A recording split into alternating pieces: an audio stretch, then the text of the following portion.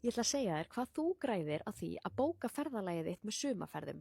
En ávinningurinn af því að bóka með sumarferðum er að þau ábyrgjast allt ferðalagið þitt. Þannig að til dæmis ef eitthvað flug fellur niður eða það er eitthvað vesen sem er mjög algengt á ferðalögum, að þá græja þau það fyrir þig. Þannig að þú þarft aldrei að vera að standa í því að bóka eitthvað nýtt flug eða breyta einhverju.